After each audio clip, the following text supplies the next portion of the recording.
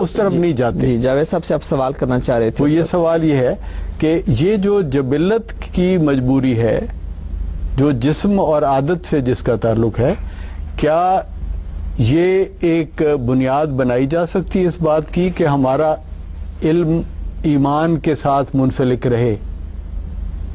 ٹھیک جی جاوید صاحب.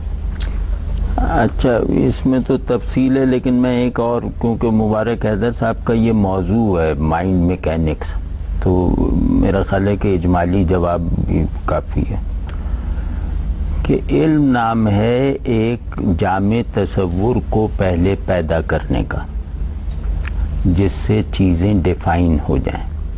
یہ مادہ علم ہے. یہ تو تھیوری ہے. نہیں، مطلب یہ تھیوری پریکٹس میں بھی ہے. میرا سارا علم میرے پہلے سے موجود تصورات کی تصدیق کرتا ہے. ٹھیک ہے، تصورات پہلے ہیں، تصدیقات بعد میں.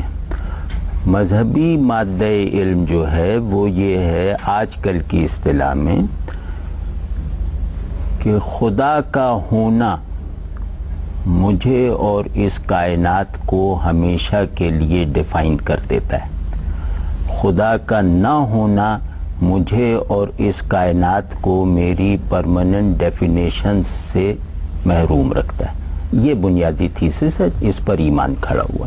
اور ایمان کا علمی مصرف یہ جبلتوں کے اندر وہ استعداد نہیں ہے کہ وہ ایسے تصورات میں ڈھل سکیں جو بالآخر علم پر منتج ہوتی ہے.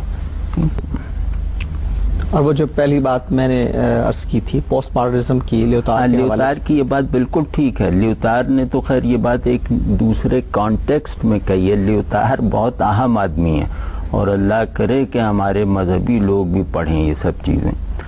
لیوتار وہ آدمی ہے جس نے پہلی مرتبہ پوسٹ ماڈرنٹی میں ایک فکری تھیم داخل کیا ہے.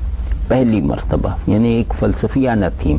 اس نے کہا کہ گرینڈ نیریٹیوز یا میٹا نیریٹیوز یعنی سنگولرائزیشن آف دی آئیڈیاز، یہ بالکل لغو بات ہے، محمل بات ہے. نیریٹیوز محدود ہوتے ہیں، زمانی ہوتے ہیں، عارضی ہوتے ہیں، حتیٰ کہ پرسنل بھی ہوتے ہیں.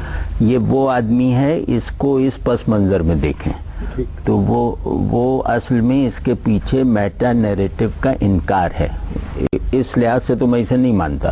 صحیح ہے. دوسرا یہ کہ اصول یہ ٹھیک ہے، یعنی کہ اب علم کے میکینکس کی روح سے یہ بات بالکل ٹھیک ہے کہ جو علم آپ اپنے زمانے کی اصطلاح اور اپنے زمانے کے وسائل علم میں نہیں ڈالیں گے وہ بطور علم متروک ہو جائے گا. ہم اس بات کو آگے بڑھائیں گے لیکن تھوڑی